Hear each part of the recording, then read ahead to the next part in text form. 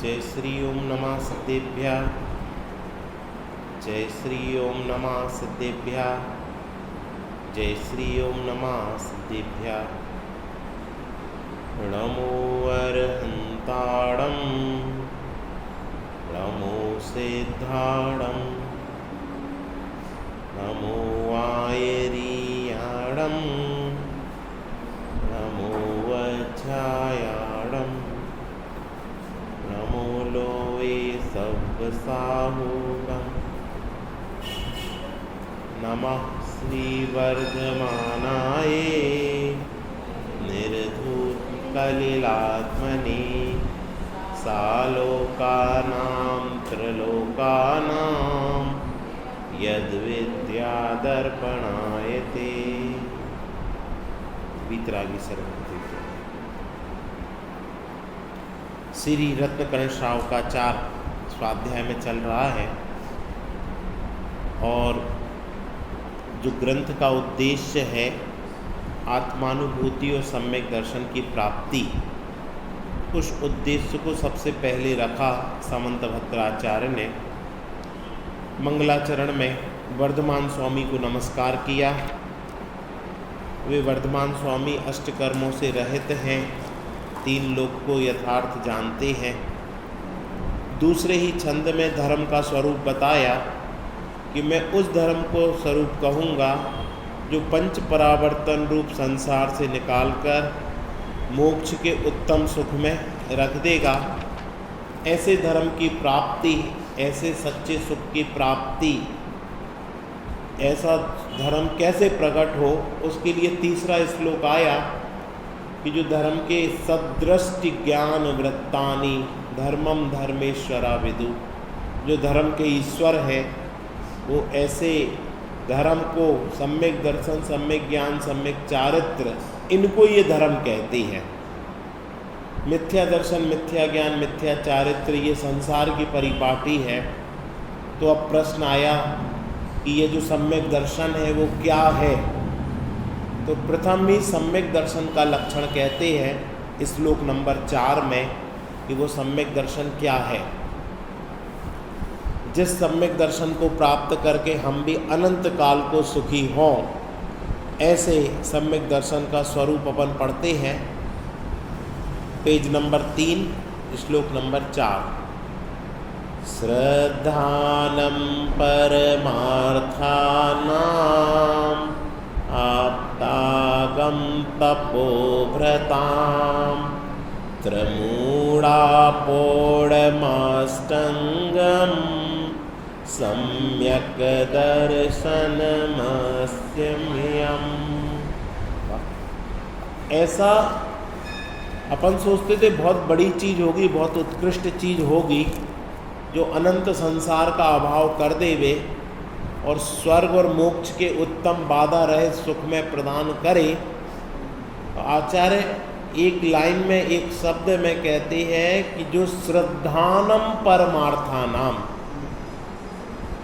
परम अर्थ यही है कि श्रद्धा, और वो श्रद्धा किसमें हो? आप्त आगम तपोव्रताम, आप्त में, आगम में और तपोव्रत में हो। और कैसी हो? ये तो हो गई अस्ति से, नास्ति से त्रिमूढ़ापोढ़ माष्टंगम, 3 मूढ़ताओं रहित और अष्ट अंगों सहित, अष्टमद से रहित। ये जो सम्यक दर्शन है ये ही मोक्ष की पहली सीढ़ी है। तो चौथे नंबर का श्लोक आपको टिकट दे देता है कि आपकी श्रद्धा कैसी होनी चाहिए। एक बार फिर से पढ़े। श्रद्धानं परमार्थानां आप्तागं तपोव्रतां त्रमूढापोढमाष्टङ्गं सम्यक् दर्शनमस्म्यहम्। अर्थ, जो सत्यार्थ, आप्त, आगम और तपोव्रत हैं। क्या कहा? जो सत्यार्थ, जो सत्य अर्थ को बताने वाले आप्त, आगम और तपोव्रत हैं। इससे क्या नास्ति निकली कि कोई असत्य अर्थ को बताने वाले भी आप्त, आगम और तपोव्रत है संसार में। जो असत्य, जो सत्य अर्थ नहीं है वस्तु का, वो भी बताते हैं। जो बताते हैं भोग में सुख है, संसार में सुख है, राग में सुख है, हिंसा में धर्म है, पुण्य में धर्म है, ऐसे भी हैं। इसलिए आपको किसकी श्रद्धा करना? जो सत्य अर्थ बताने वाले आप्त हो, आगम हो और तपोव्रत हो, उनके श्रद्धान से सम्यक दर्शन होता है। कैसा श्रद्धान करना? पहले तो ये बता दिया किसका श्रद्धान करना। किसका श्रद्धान करना? सत्यार्थ, आप्त, आगम और तपोव्रत।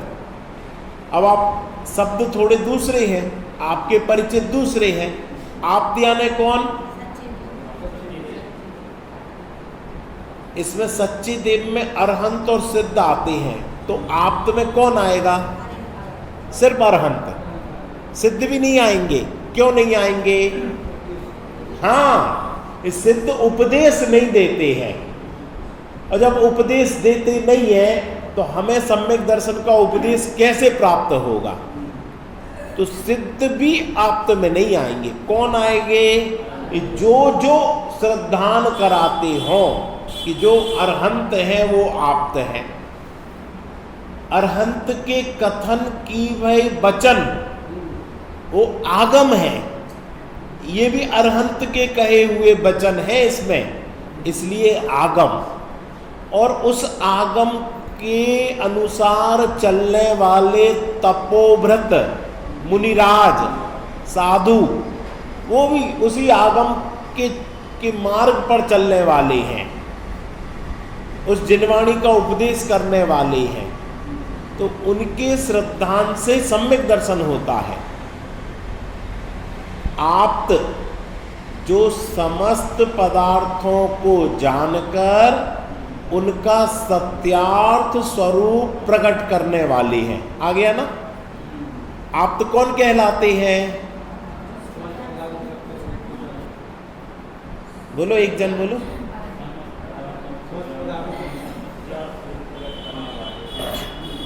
अब जिसको स्वयं ही समस्त पदार्थों का ज्ञान नहीं है तो वो सत्यार्थ स्वरूप कैसे प्रकट करेंगे? जिनको ही आगे पीछे का ज्ञान नहीं है, अल्पज्ञ है, वो कैसे सब संपूर्ण बात कथन कर सकते हैं? इसलिए आप्त तो वो है जो समस्त पदार्थों को जानकर उनका सत्यार्थ स्वरूप प्रकट करने वाले हैं। आगम क्या है?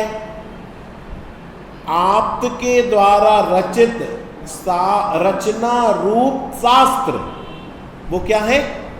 आगम। आप्त के द्वारा। आप्त रचते हैं क्या? नहीं।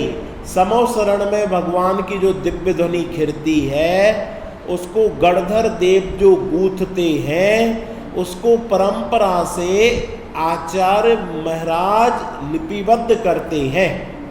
तो आप्त के द्वारा रचित यानी गूथित जो रचना रूप श्रुत, उसको लिपिबद्ध जिन चीजों में किया जाता है वो शास्त्र है। और आप्त द्वारा प्ररूपित शास्त्र के अनुसार आचरण को आचरने वाले तपोधन अर्थात गुरु। अब देखो गुरु की क्या गजब की परिभाषा बताई। गुरु कैसे कहते हैं? हाँ बोलो, एक जन आप बोलो।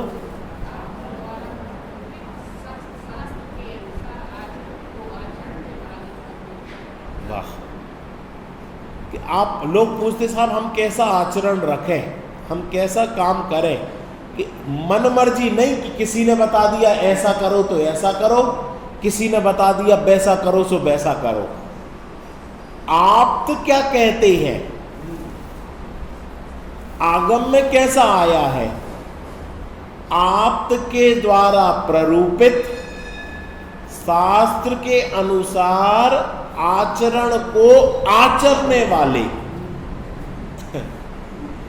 अभी एक अपने मुमुक्षु भाई हैं, तो ऐसा ही कोई मुनिराज का पड़गान हुआ, तो उनको पता है कि भैया इनकी रुचि वहाँ भी है, तो उनने क्या कहा कि आप ये अंगूठी पहने थे हाथों में, तो कहने लगे आप ये क्या पहने के साथ अंगूठी है। कहती है अंगूठी बनती कैसे है, काय की बनी है, तो काय से बनती अंगूठी, सोने की। तो पूरी सोने से बनी है क्या, पूरी बनती सोने से, पूरी सोने से बन नहीं सकती। क्यों, क्योंकि सोना इतना मुलायम होता है कि वो टूट जाएगा, नाजुक रहता। तो फिर क्या होता है कि उसमें क्या होता, उसमें खोट मिलती है। कितनी कितनी मिलती है कि 10% तो मिलती होगी, कितनी मिलती, 90% सोना और 10% खोट, तब जाके अंगूठी बनती। तो वो मुनिराज पता क्या कहते, ऐसे ही इस पंचम काल में तुम सोचो कि 28 मूल गुण के धारी भावलिंगी संत तुम्हें मिल जाएं, तो नहीं मिलेंगे। 10% खोट तो, और कितना बढ़िया उसको श्रद्धान हो गया। हाँ बिल्कुल सही बात है। क्यों, अब सोने का काम है, जेवर बेचते हैं, तो उनको जल्दी से समझ में आ गई कि हाँ यार देखो, अब ये खुद ही मुंह से कह रहे हैं, तो ये मायाचारी तो नहीं कर रहे, यानी इनकी बात सही है और इतना तो चलेगा। चलेगा क्या, चलेगा। भोले भाले जीवों को ऐसे युक्तियां दे देकर उनकी श्रद्धा लूट लेते हैं। इसलिए कहा श्रद्धा का लुटेरा सबसे बड़ा लुटेरा। अब वो व्यक्ति जीवन भर इसी में सोचेगा यार इतनी खोट तो चलेगी, क्योंकि अंगूठी में भी इतनी खोट रहती है। अगर वो शास्त्र खोल के पढ़ ले तो तपोव्रत किसे कहते हैं, किसे कहते, पढ़ के बताओ भैया, आप पढ़ के बताइए। तपोधन गुरु किसे कहते हैं, 3 नंबर पेज पर 30 अर्थ लिखा ना, अर्थ में तीसरी लाइन पढ़ो। प्ररूपित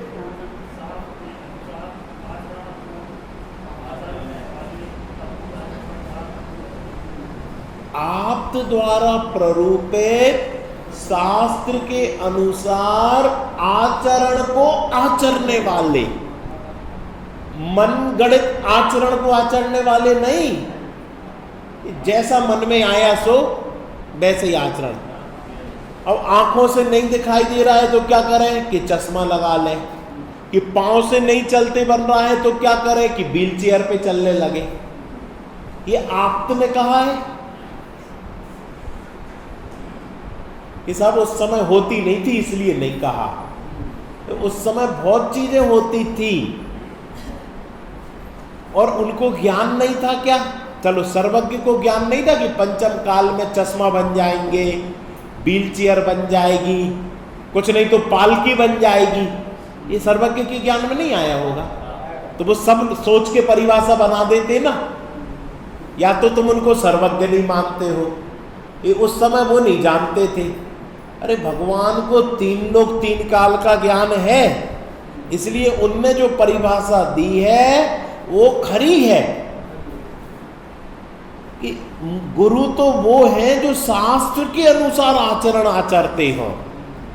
आपको पता एक बार हमने बताया था, तो चंदेरी में मुनिराज रहते थे, क्या नाम था उनका, निर्वाण सागर। वो समय सार पढ़ाते थे, समय सार पढ़ते थे।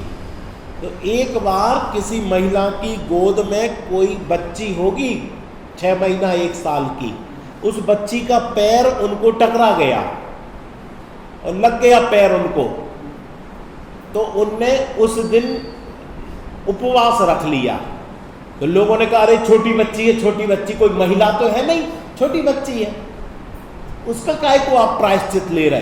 तो उनने शास्त्र खोल के बताया कि देखो शास्त्र में लिखा है कि यदि महिला से छिप जाए तो कितना प्रायश्चित, बच्ची से छिप जाए तो कैसा प्रायश्चित, और कैसा कैसा उसका प्रतिक्रमण, कैसी कैसी आलोचना, कैसा कैसा उसका नियम। उनकी परिस्थिति बहुत कमजोर शरीर से, तो भी गुरु नहीं है माथे तो क्या करें, भ्रष्ट हो जाएं? कि नहीं, आगम में जो लिखा है, आगम के अनुसार आचरण करने वाले वो तपोधन है। तपोधन क्या लिखा, कौन है? तपोधन का अर्थ, तपोधन यानी क्या? अरे शब्द का अर्थ बताओ। हाँ, जिनके पास तप रूपी धन हो। अपन के पास भी धन है, कौन सा धन है? ये विनस्वर धन है, और उनके पास तप करने से जो सम्यक दर्शन, सम्यक ज्ञान, सम्यक चारित्र रूप रत्नत्रय प्रकट हुआ, एक कसाय चौकड़ी के अभाव में, दो कसाय चौकड़ी के अभाव में, तीन कसाय चौकड़ी के अभाव में जो धन प्राप्त हुआ, उन्हें क्या कहते हैं? तपोधन। आप सोचो हमें वो ऐसे ही प्राप्त हो जाए तो प्राप्त हो जाएगा? आपको भी तप तपना पड़ेगा, कुछ नियम लेने पड़ेंगे, कुछ संयम पालना पड़ेगा, कुछ न्याय नीति से आचरण करना पड़ेगा, तब आपके पास भी ये धन की प्राप्ति हो सकती है। सम्यक दर्शन फोकट में नहीं मिल जाएगा, कुछ आपको कसाएं ढीली करनी पड़ेंगी, मिथ्यात्व तो छोड़ना पड़ेगा। ठीक है, अब आगे पढ़ेगा कोई?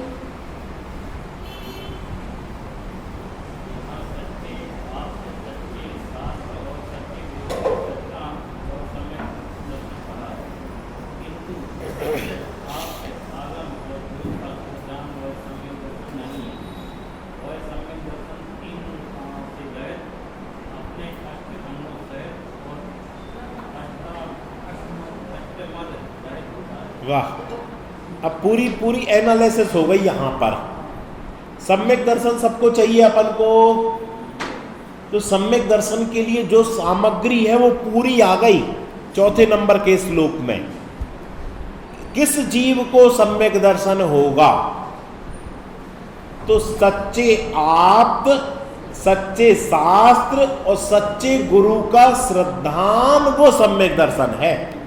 पहली शर्त, आपको देव, सच्चे देव, इसलिए समंत भद्राचार्य ने आप तो मीमांसा लिखी है। क्या लिखी? अर्थ समझ गए? आप तो मीमांसा यानी आप यानी देव, देव की भी मीमांसा, देव की भी परीक्षा कि तुम सच्चे हो कि नहीं। क्यों? क्योंकि हमें सम्यक दर्शन करना है। अगर आप सच्चे नहीं निकले तो हमारा तो समय बर्बाद हो जाएगा, हमारा तो तपोधन ही बेकार हो जाएगा। इसलिए संसार में जितने देव हैं सबकी परीक्षा की, और हंत देव की भी परीक्षा की। क्यों? क्योंकि सम्यक दर्शन के लिए सच्चे देव चाहिए, और सच्चे शास्त्र, उनकी वाणी, और सच्चे गुरु, उनका श्रद्धान सम्यक दर्शन है। कहीं प्रथमान योग में दिखता है इसका उदाहरण। गौतम थे ना, गौतम, वो स्वयं ही अपने आप को गुरु माने थे, और 500 उनके श्रद्धानी थे जो उनको गुरु मानकर उनका श्रद्धान करते थे, और अपने आप को बड़ा ऊंचा मानते थे। लेकिन जैसे ही वो समो शरण में आए, मान स्तंभ को देखा, और मान स्तंभ को देखते ही साथ क्या हुआ? मान गल गया। अरे भगवान इतने ऊंचे विराजमान, ऐसे भगवान, ऐसी शांत मुद्रा, ऐसा धर्म मान गल गया। और जैसे ही समोसरण में साक्षात भगवान को देखा, सच्चे आप्त को, उनका श्रद्धान हुआ और मिथ्यात्व चला गया। अनंतानुबंधी चली गई, अप्रत्याख्यान चली गई, प्रत्याख्यान चली गई, और छठवें सातवें गुणस्थान में झूलने वाले वीतरागी संत बन गए। ये है सम्यक दर्शन। इसलिए आप्त का श्रद्धान बहुत जरूरी है। हम सब इनको भी मानते और उनको भी मानते, यहां भी जाते और वहां भी जाते, क्या तकलीफ है? हो जाएगा काम? नहीं। श्रद्धा तो पूर्ण एक जगह समर्पित होती है, श्रद्धा जो दो जगह समर्पित नहीं होती। गौतम की पहले श्रद्धा वहां समर्पित थी, और जब यहां समर्पित हुई तो गौतम से गौतम स्वामी बन गए। स्वामी यानी, अभी मनीष जी ने बोला था ना, स्वामी यानी क्या होता? स्वामी यानी हमारे प्रभु, परमेश्वर, राजा, उत्कृष्ट। बहुत कम लोगों के साथ स्वामी जुड़ता है। क्या बताया था उनने? पीछे स्वामी तो बहुत के जुड़ा, आगे स्वामी समंत भद्र, ये समंत भद्राचार्य, इनने बहुत बड़ा काम किया। सम्यक दर्शन बता दिया हम लोगों को। जो संसार के जीव दुखी हो रहे थे, ऐसे स्वामी ने सच्चे आप्त, हे भगवान आप सच्चे आप्त हो। क्यों हो? क्योंकि आपने वस्तु का स्वरूप खोल के रख दिया। हिंसा में धर्म नहीं होता, अहिंसा परमो धर्म, वीतरागता धर्म, ये आपने बताया। तो सम्यक दर्शन के लिए पहली शर्त सच्चे आप्त, उनका श्रद्धान वो सम्यक दर्शन है। किंतु क्या नहीं होना चाहिए? बोलो।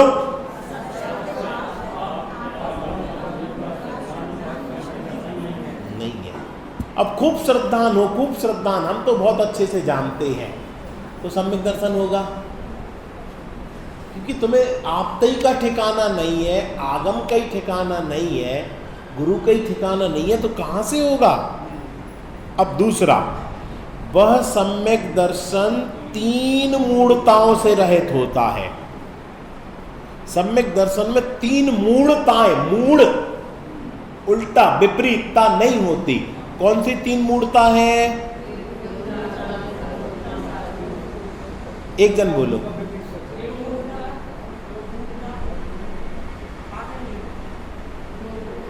देखो देखो देखो, आज के लिए होमवर्क, तीन मूढ़ताएं पढ़ना है आपको, इसी शास्त्र में लिखी है, क्योंकि वो पढ़ेंगे तो बहुत समय हो जाएगा, ठीक है ना? तो इसमें लोक मूढ़ता, पहली मूढ़ता कौन सी है?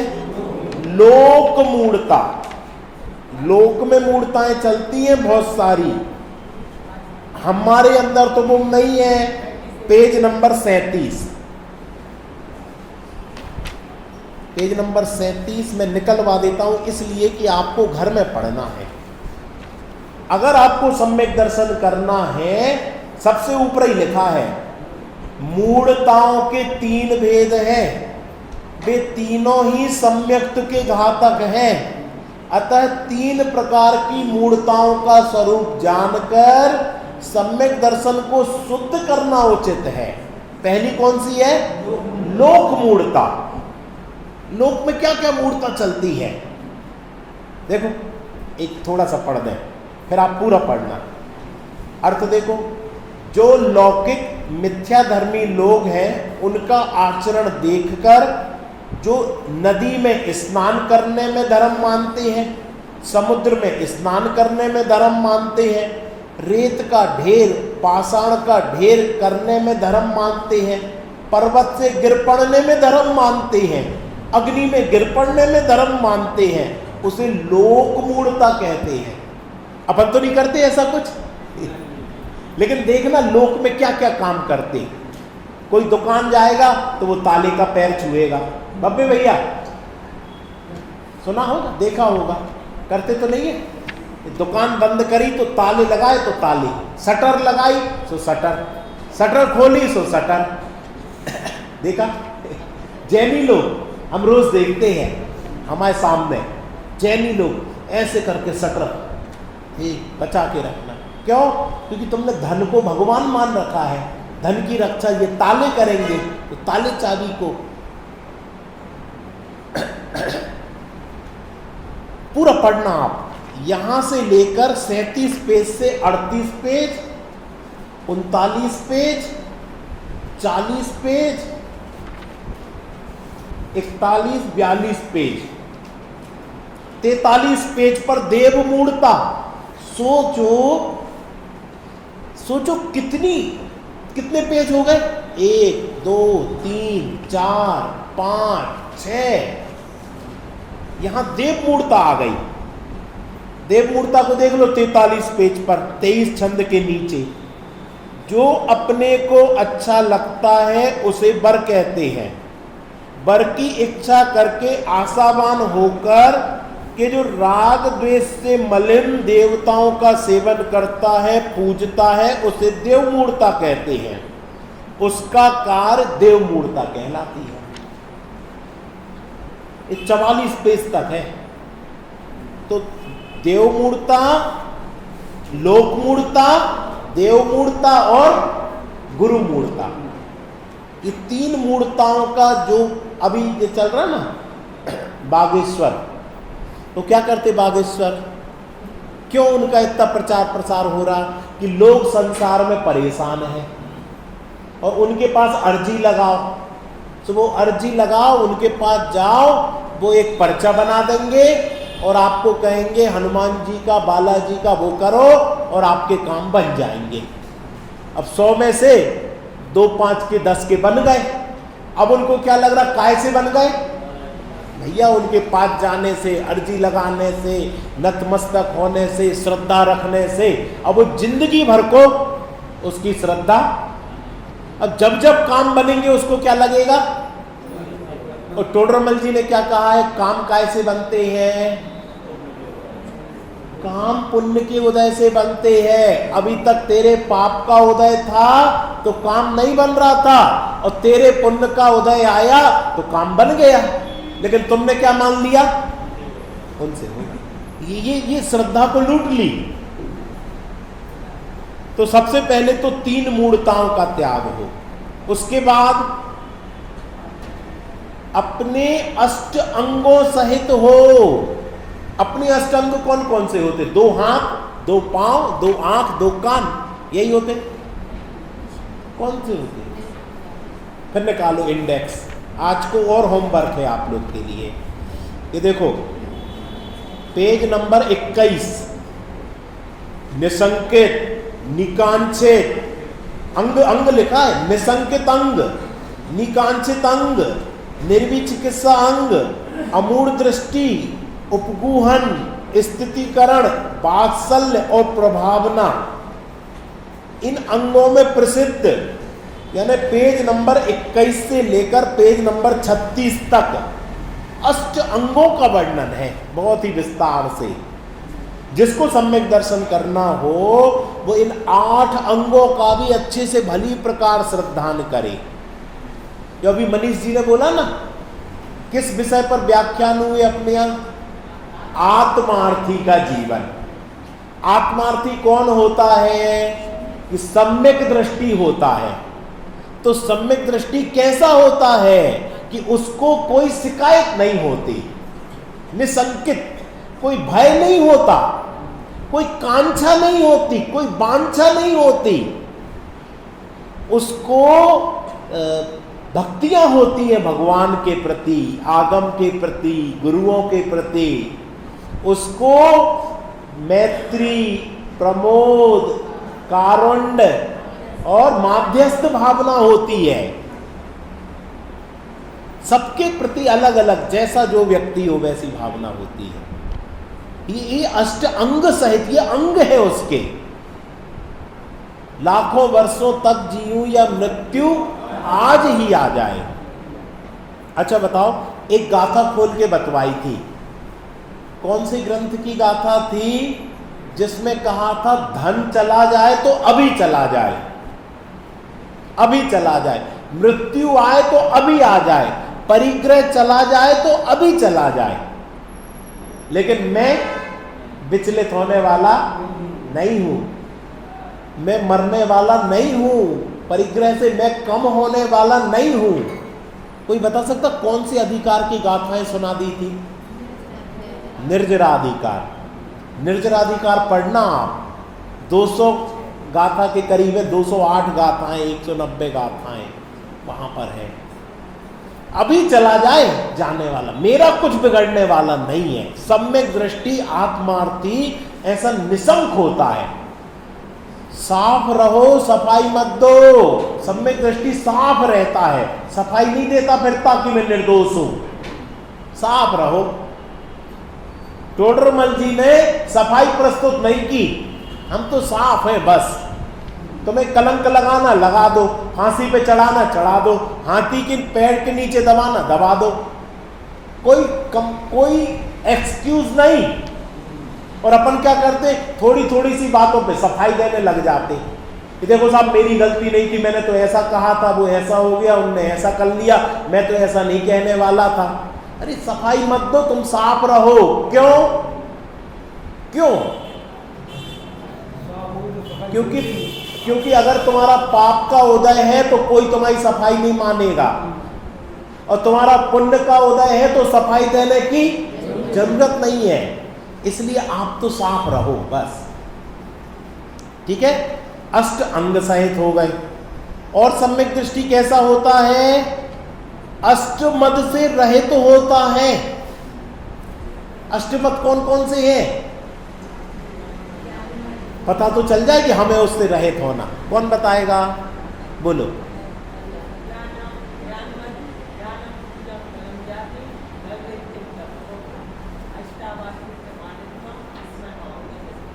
चलो श्लोक बोल दिया, बहुत अच्छा। एक एक तो गिना दो।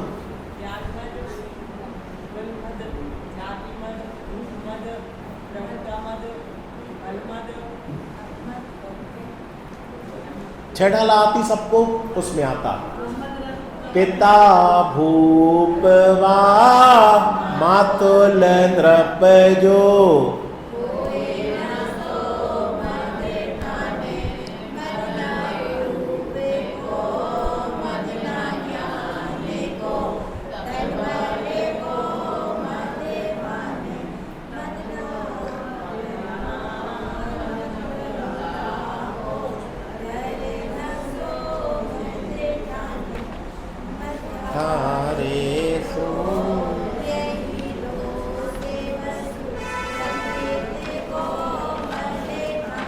सिर्फ महिलाओं की आवाज आई है। तो छह ढाला सिर्फ महिलाओं के लिए है क्या?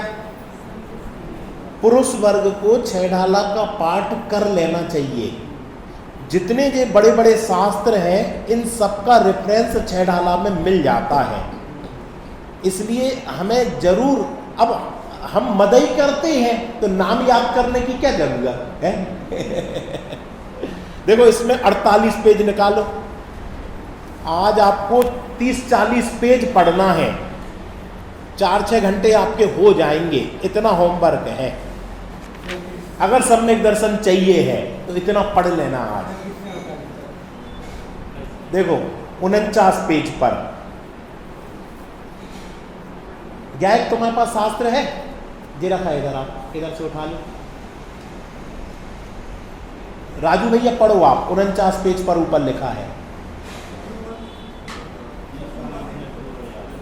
सब वो अर्थ से पढ़ो, अर्थ से।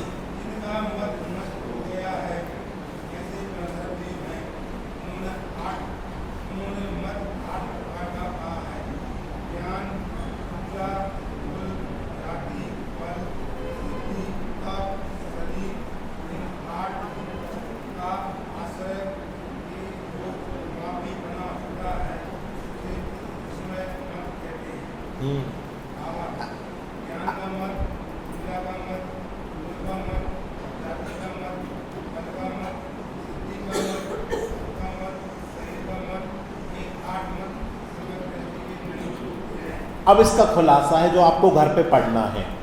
कितने पेज? 49 पे ज्ञान का मत देख लो। इसके बाद पूजा का मत।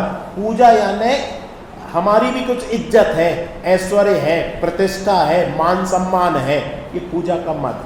फिर कुल का मद, फिर जाति का मद। माता के वंश को जाति कहते हैं, पिता के वंश को कुल कहते हैं। हमारे मामा जानते नहीं हो, कलेक्टर है कलेक्टर, ये मद। बल का मद, रिद्धि का मद, तप का मद, तप का भी मद हो जाता। रूप का मद, हमने 25 साल से चाय नहीं पी, रात्रि भोजन नहीं किया, 8 पहरा भोजन करते हैं, ये क्या हो गया? ये जो आप तप तपा ना, इससे कुछ प्राप्ति नहीं हुई, लेकिन मद की प्राप्ति हो गई। हम तो 16 के कपड़े बदल कर भोजन करते हैं, तो ये क्या कर लिया? काम तो अच्छा किया था, लेकिन मद कर लिया उसका। तो अब नहीं करे क्या? ऐसा किसने कहा? काम वही करो, मद मत करो, अहंकार मत करो, उससे धर्म नहीं होता है। धर्म तो आत्मा का श्रद्धान करने से होता है। तो 8-10 पेज ये पढ़ना है आपको। कितने हो गए? 30-40 पेज हो गए। काय काय के लिए आज अपन को पढ़ना है? 3 मूर्ताओं से रहित होने के लिए, अष्ट अंगों से सहित होने के लिए, और अष्ट मद के त्याग करने के लिए। अब आगे देखो भावार्थ, पढ़ो।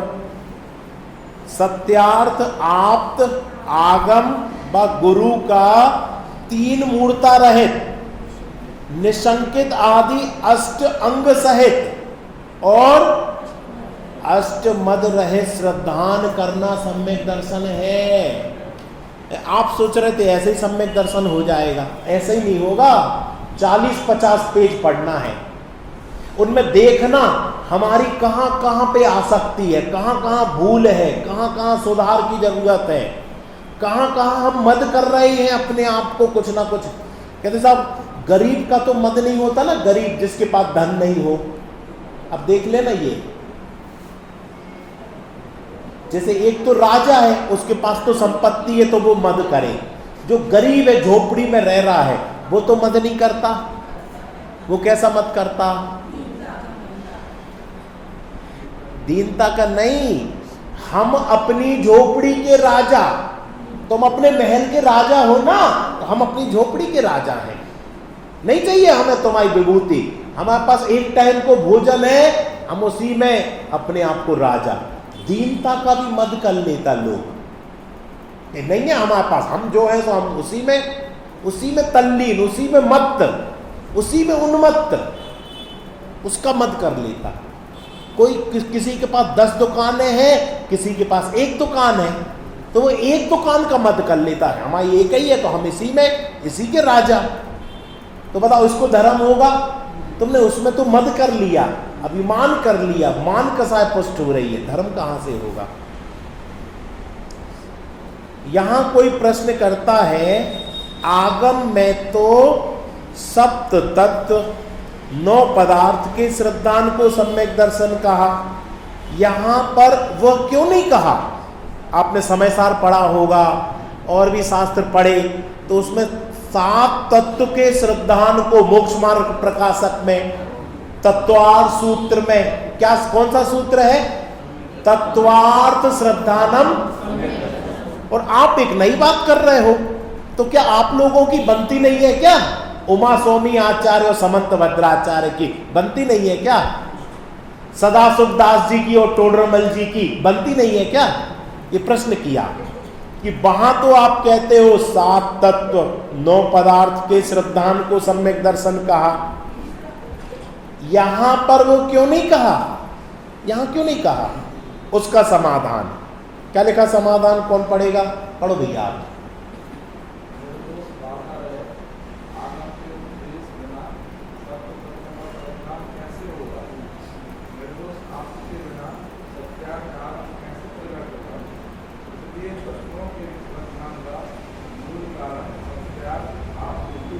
वाह, निर्दोष बाधा रहित आगम के उपदेश के बिना सप्त तत्वों का श्रद्धान कैसे होगा? जब तक आपको आगम का ही पता नहीं कि ये आगम दोष सहित है कि दोष रहित है, ये निर्दोष आगम है। क्यों? क्योंकि आगम में कई कई लोगों ने बीच बीच में कुछ कुछ, ये पर्वत जैसे जिनने हिंसा में धर्म चला दिया, बलि करो, पशु की हिंसा करो तो जाके तुम्हें स्वर्ग की विभूति प्राप्त होगी, पुण्य बढ़ेगा, ऐसा कर कर के लोगों ने मिला दिया। तो फिर अगर आपने वो आगम में चले गए तो आपको सात तत्व का श्रद्धान निर्दोष कैसे होगा? तो इसलिए क्या करना कि सबसे पहले तो निर्दोष बाधा रहित आगम के उपदेश का श्रवण करना, उसमें सात तत्वों का जैसा श्रद्धान है उसका श्रद्धान। तो सबसे पहले आप्त का श्रद्धान, आगम का श्रद्धान। निर्दोष आप्त बिना सत्यार्थ आगम कैसे प्रकट होगा? अच्छा बताओ, रावण को किसने मारा? राम ने कि लक्ष्मण ने? और लौकिक में क्या प्रसिद्ध है? और आप सबने टीवी पे क्या देखा? राम ने मारा। और पता, अभी हम पद्म पुराण पढ़ रहे थे तो वहां पर रावण ने पूछा एक निमित्त ज्ञानी से कि साहब हमारी मृत्यु किस निमित्त से होगी?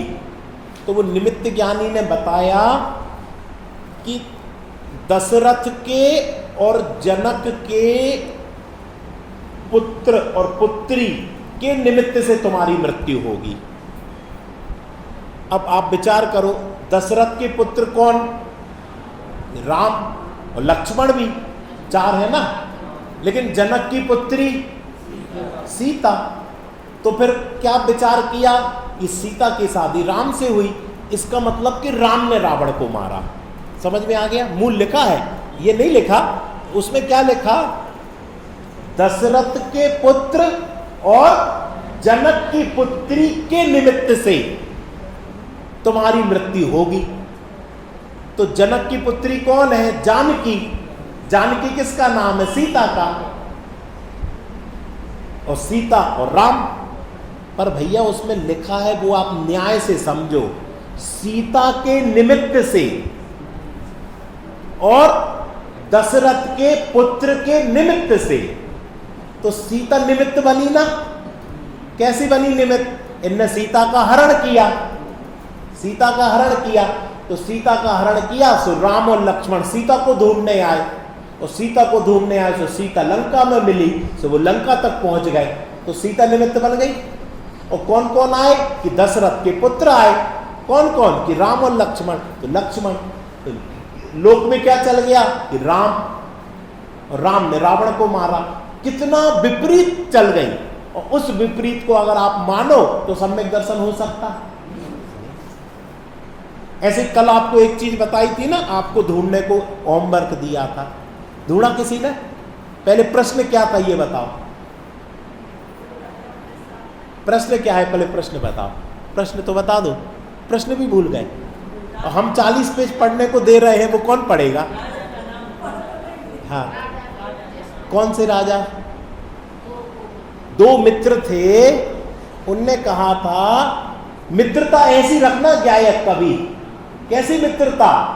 कि भैया तुम जब दीक्षा लो, तुम्हें वैराग्य हो तो हमें सूचित कर देना, नहीं तो हम संसार भोग में लगे रहे हो, तुम वैराग्य लेके दीक्षा लेके मोक्ष चले जाओ, तो हमें बता तो देना, हम भी अपने भोगों को छोड़कर दीक्षा ले लें। ये प्रश्न था। उनका नाम बताओ कौन थे? तो किसी को पता चला? खोजा। और बात क्यों आई थी इसकी भी कथा सुन लो। दशानन जो था ना रावण, पद्म पुराण में जितना राम का वर्णन है ना, उससे ज्यादा रावण का वर्णन है। और रावण का अच्छा वर्णन है, विलेन का नहीं। वैसे तो रावण चरित्र नाम होना चाहिए उसका, रामचरित्र नहीं। क्यों? क्योंकि रावण की इतनी अच्छाई बताई गई। रावण त्रिखंडी था, 3 खंड का स्वामी था। कितने खंड का? अच्छे अच्छे विद्याधर पानी भरते थे उसका। ऐसे ही एक सहस्त्र रश्मि नाम का राजा था। सहस्त्र रश्मि, और पता है किस देश का राजा था? पता आपको? आप सबको नाम पता है, माहिष्मति। नाम सुना? बाहुबली ने सुना? माहिष्मति, बहुत विशाल साम्राज्य, बहुत विशाल राज्य, सोने चांदी का। ऐसे राज्य का स्वामी था सहस्र रश्मि, और उस विशाल राजा को दशानन ने हराया, और दशानन ने हराकर अपने अंडर में कर लिया, और फिर कहा कि चलो तुम अब मेरी अधीनता स्वीकार कर लो, राज्य तुम ही करो। ऐसा कोई शत्रु होगा? अधीनता स्वीकार करके राज्य तुम ही करो। तो उसको बड़ा अपना गर्व था, मान था, मद था, बल का मद, राज्य का मद, ऐश्वर्य का मद। तो उसने कहा अब तो हम क्या इनकी अधीनता में राज्य करें, अब तो कोई इज्जत ही नहीं बची अपनी, अब तो मैं वैराग्य धारण करता हूं। तो उसने वैराग्य धारण कर लिया। और आज के शत्रु कैसे होते हैं? जान से मार डालते। अब बताओ, रावण अच्छा था ना, राज्य तो उसने भी जीता, लेकिन जान से नहीं मारा, अधीनता स्वीकार कर लो, राज्य तुम ही करो। तो जो निर्लज्ज होते हैं वो राज्य करते रहते अधीन होकर, और जो इज्जत वाले होते हैं वो कहते अब हमें राज्य नहीं करना, अब तो हम दीक्षा लेंगे। उनको याद आ गई, हमारे मित्र ने कहा था कि जब तुम दीक्षा लो तो हमें याद करा देना। एक नाम तो पता चल गया, क्या? सहस्र रश्मि। दूसरा, किसके पास संदेशा भेजा? अयोध्या संदेशा भेजा। अयोध्या के राजा कौन थे? कि ये जो दशरथ है ना, इनके पिता, दशरथ के पिता कौन थे? अरण्य, राजा अरण्य। और राजा अरण्य रघुकुल, आपने सुना होगा, रघुकुल रीत सदा चली आई, प्राण जाए पर। उसी रघुकुल में उत्पन्न हुए राजा अरण्य, जिनके दो पुत्र थे। पहले पुत्र का नाम था अनंतरथ, और दूसरे पुत्र का नाम दशरथ। कितने रथ? 10 रथ। और पहले पुत्र का अनंतरथ। अनंतरथ नाम क्यों पड़ा अभी पता चलेगा आपको। अनंतरथ बड़ा होता कि दशरथ? अनंतरथ बड़ा होता। तो देखो, अनंतरथ ने काम भी जोरदार किया। जब इनके यहां संदेशा आया राजा अरण्य के पास कि सहस्र रश्मि रावण ने उनको जीता और अब उनकी अधीनता में राज्य करने को कहा, तो उन विरक्त हो गए और वो दीक्षा ले रहे हैं और आपके लिए सूचना भेजी है। तो इनने तुरंत अपने बच्चों को बुलाया कि बेटा हम तुम्हारा तिलक करते हैं। तो अनंतरथ ने कहा कि पिताजी तुम्हारी समझ सोई समझ हमारी, हम भी आपके साथ दीक्षा लेंगे, हम इस उकाल को स्वीकार नहीं करेंगे। तो फिर क्या करें कि छोटे बेटे को बुलाया दशरथ कि बेटा तुम्हारा राज्य तिलक करते हैं, तुम अच्छे से राज्य करो, व्यवस्था देखो जरा, हम लोग दीक्षा ले रहे हैं। तो पिता ने और बड़े पुत्र ने, दोनों ने दीक्षा ले ली और दोनों उनके साथ दीक्षा लेने को चले गए और वो वन जंगल में चले गए और दोनों घोर तपस्या की, घोर तपस्या, उपवास किया, तप किया, अंतरंग तप, बहिरंग तप सब धारण किया और उसी भाव से मोक्ष चले गए। क्या? उसी भाव से मोक्ष, दूसरा भाव नहीं लगा। और यहां क्या हुआ कि दशरथ हुए तो दशरथ के पुत्र हुए, रानी हुई, केकई हुई, कौशल्या हुई, उनसे रामचंद्र जी आदि हुए। देखना, यानी रावण के निमित्त से कितने मोक्ष गए कैसे रावण के निमित्त से मोक्ष गए कि रावण ने उनको जीता और उन लोगों ने अधीनता स्वीकार नहीं की, संसार शरीर भोग का वैराग्य विचार किया और दीक्षा ली, तप किया और मोक्ष चले गए। सोचो, रावण विलेन है कि हीरो है? हीरो है, हीरो। उसने कितनों को मोक्ष पहुंचाया। अरे उसके ही परिवार के कितने लोग, उनके पुत्र, उनकी माताएं, उनकी पत्नियां, कितनों ने वैराग्य धारण कर लिया, कितनों ने आर्य का व्रत धारण कर लिया, कितने उसी भाव से अपन निर्वाण कांड पढ़ते, उसमें रावण का नाम आता है। रावण मोक्ष नहीं भी गया तो निर्वाण कांड में नाम आता, क्या आता है? रावण के सुत आदि कुमार। और कौन कौन मोक्ष गया? मेघनाथ और कुंभकर्ण। इसलिए राम का कैरेक्टर पढ़ना, लोग कहते हैं राम के लंका से सीता शीलवती ही वापस आ गई। ऐसा रावण मिलना भी इस पंचम काल में, जिस कहां पर स्त्री हो, शीलवती हो, और जब वापस आए तो शीलवती वापस आ जाए। लेकिन रावण कहां से? सती सीता सती ही वापस आई। बताओ रावण हीरो है कि नहीं? तो दो नाम पता चल गए आज आपको, राजा सहस्रश्मी और उनके मित्र राजा अरण्य। ऐसी मित्रता करो कि भैया हम प्रवचन सुनने जा रहे हैं, कल चतुर्दशी है, भैया हम अभिषेक में आ रहे हैं, अतुल भैया चतुर्दशी है, कल तुम भी अभिषेक में आना, हम स्वाध्याय में बैठेंगे, बहुत अच्छी चर्चा आती है, तुम भी चलो स्वाध्याय में। दीक्षा नहीं ले पा रहे, कम से कम इतना तो कर सकते, अपने मित्रों को फोन लगा सकते कि भैया कल चतुर्दशी का पर्व है, शाश्वत पर्व है, इस दिन परिणाम बड़े निर्मल रहते हैं, शांत रहते हैं। 3 लोग के नाथ के नजदीक आएंगे, उनका स्पर्श करेंगे, उनका वैभव, उनका बहुमान करेंगे, उनका अभिषेक करेंगे, उनके गुणों का अनुवाद करेंगे, उनके गुणों में चित्त को रमाएंगे, उनकी वाणी में चित्र को रमाएंगे। ऐसा मंगलमय, यह है सही मित्र। ऐसे मित्र तो खूब मिल जाएंगे जो होटल ले जाएं, पार्क ले जाएं, घूमने फिरने को आपको 5 स्टार में ले जाएं, लेकिन जो अनंत स्टार जिन मंदिर है वहां ले जाए, ऐसे सहस्त्र रश्मि और राजा अरण्य मिलना दुर्लभ है। ऐसे कोई मित्र हो तो उन मित्रों पे श्रद्धा हमेशा रखना कि ये हमें संसार से निकालकर मोक्ष मार्ग में ले जा रहे। यह है पहला सीढ़ी, ये सम्यक दर्शन का पहला सीढ़ी है श्रद्धान। आप तो मैं श्रद्धान।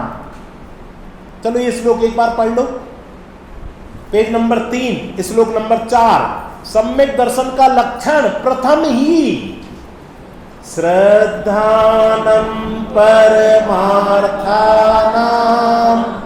आप्तागम तपोव्रताम त्रयूणापोढ़मास्तंगम सम्यक दर्शनमस्यम्। इस प्रकार से अपन ने सम्यक दर्शन का लक्षण देखा कि जो सच्चे आप्त, सच्चे आगम, सच्चे तपोधन है, उनका श्रद्धान करना ही सम्यक दर्शन है। अब सच्चे आप्त कैसे होते हैं, सच्चे आप्त का लक्षण क्या होता है, ये 5 नंबर का जो श्लोक है उसकी चर्चा आगे चलेगी। सहजानंदी